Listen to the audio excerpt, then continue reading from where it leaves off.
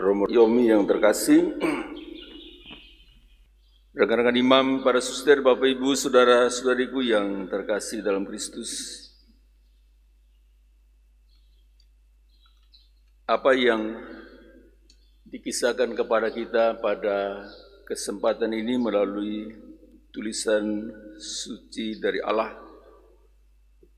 adalah peristiwa Yesus yang masuk pada pergumulan berat secara manusiawi di atas kayu salib dan menyerukan penderitaan itu begitu kuat sampai mengatakan, Allah, mengapa engkau meninggalkan aku? Sesudah para murid Petrus dan teman-temannya disadari oleh Yesus meninggalkannya. Ini adalah reaksi yang sangat manusiawi dalam diri Yesus yang juga adalah manusia selain Allah. Tetapi dari keluhan secara manusiawi ini, teriakan secara manusiawi ini, kemudian berpindah kepada ungkapan iman saat Yesus menyerahkan dirinya total kepada kehendak Allah. Ke dalam tanganmu kuserahkan rohku, kuserahkan nyawaku. Peristiwa penyerahan ini yang kemudian diakui dengan sangat tajam oleh salah satu orang yang hadir pada penyaliban Yesus ketika dia mengatakan, sungguh orang ini putra Allah. Bapak Ibu, saudara-saudariku yang terkasih di dalam Kristus, Romo Yomi yang juga adalah manusia sering teriak, sering mengeluh. Tidak hanya saat di rumah sakit, tetapi juga sepanjang hidupnya. Keluhan ketika masih kecil di tengah orang tua dan keluarga. Keluhan ketika masih remaja. Keluhan ketika jadi orang muda.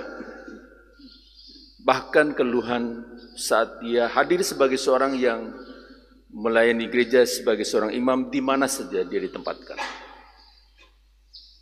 Dan lebih jauh daripada itu adalah ketika ada dalam perawatan di rumah sakit, Romo Yomi mengeluh. Romo Yomi berteriak kesakitan.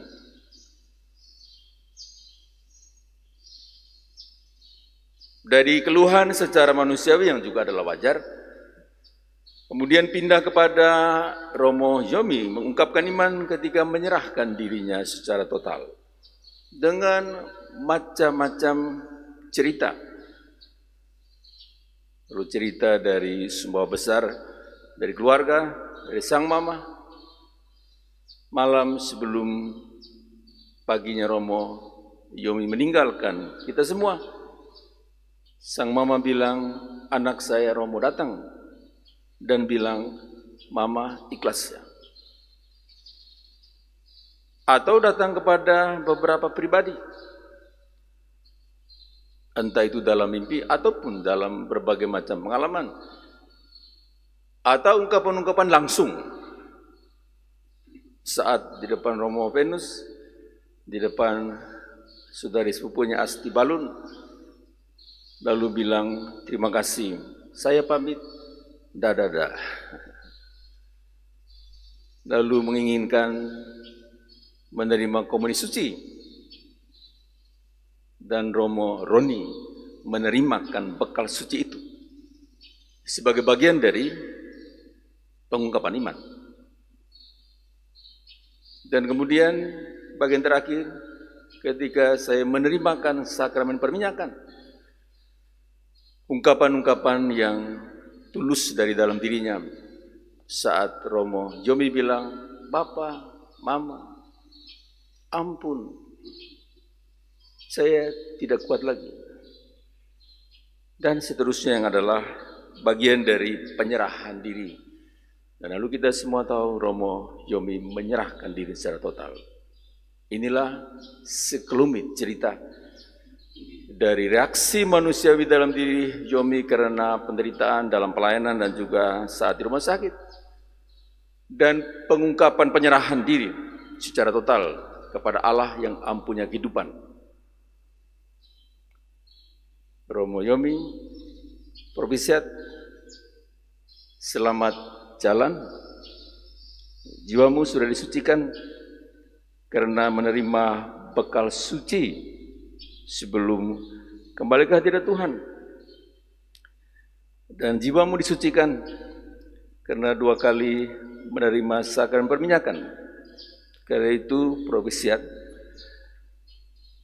selamat memasuki rumah abadi dalam istana surgawi, tempat kerinduan bagi semua orang beriman di dunia ini. Terima kasih untuk seluruh pelayananmu sebagai bagian dari karya pastoral Uskupan Denpasar, dan semoga selalu mendoakan orang tua, keluarga,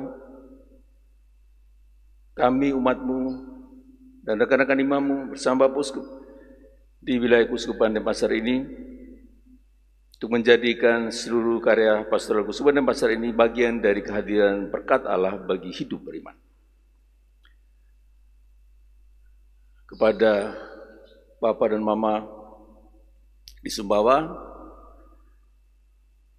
seluruh keluarga besar di mana saja berada, mohon izin untuk menutup peti dari Romo Yomi dan untuk membawanya menuju tempat huni yang terakhir di Palasari. Di sana ia boleh ada bersama dengan deretan para uskup, para imam, para bruder, dan juga umat beriman lainnya yang ada di Palasari. Tuhan senantiasa melimpahkan berkat rahmat-Nya kepada Papa dan Mama, kepada seluruh keluarga besar di Sumbawa dan di mana saja berada. Dan semoga peristiwa ini tidak pernah menyurutkan iman kita dan cinta kita kepada Allah dan juga kepada sesama.